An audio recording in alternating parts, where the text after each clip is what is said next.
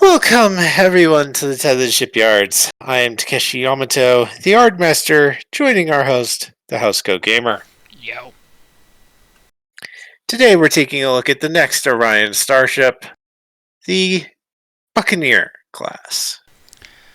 Like most Orion vessels around this time, the Buccaneer started out as a freighter. One of the largest, in fact, of her time. That said, when the Orions got their hands on them illegally, that's kind of a given at this point, they started upgunning them. Specifically, in this case, to counteract the Constitution-class heavy cruisers. For obvious reasons. Yeah. Needless to say, it was rather ironic a vessel akin to the Miranda-Class in plan form would be used as a counterpart to the Constitution-Class. However, there was one problem. The Constitution, despite its size, is actually rather maneuverable for her size. Whereas this thing turns like a brick. Yeah. With a decent helmsman, Akane could easily dodge all the forward-mounted weapons mounted to this thing. And pound the crap out of her impulse engines until she starts to explode. As such, most Buccaneers were escorted by an disproportionately large number of dirks. Yeah. Only one Buccaneer, the original vessel to bear the name, is known to survive, and is rather ironically still in service. Mostly serving as a flagship for Melanie Detan. Melanie Dion. Mostly serving as a prestige ship.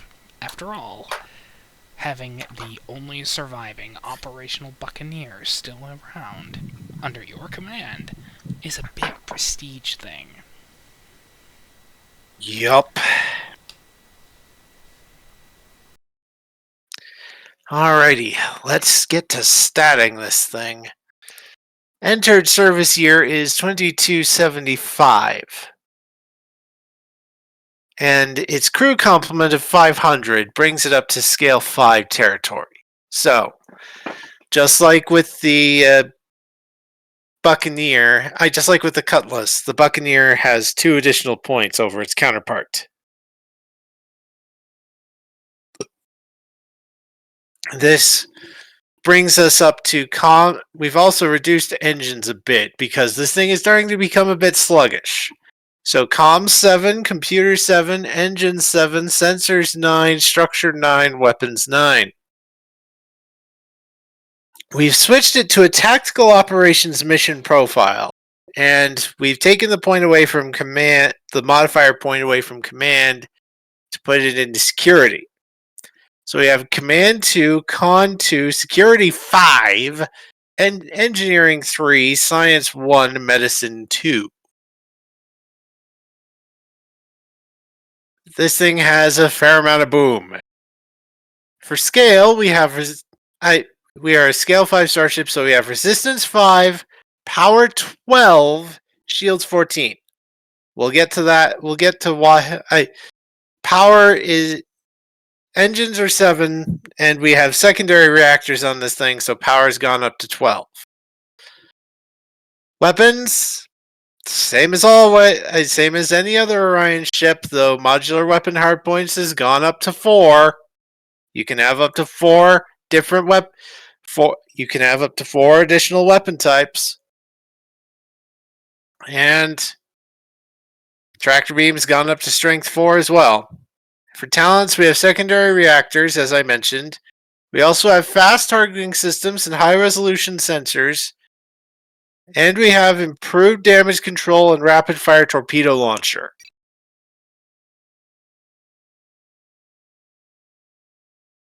This thing is big and it is powerful. but not powerful enough to deal with vessels such as the Ulysses-Class. Yeah. In fact, most of the Ulysses-Class ships destroyed them during the General War. The only one to survive, of course, was the first. Yeah. Mostly because she never really left Orion. Yeah.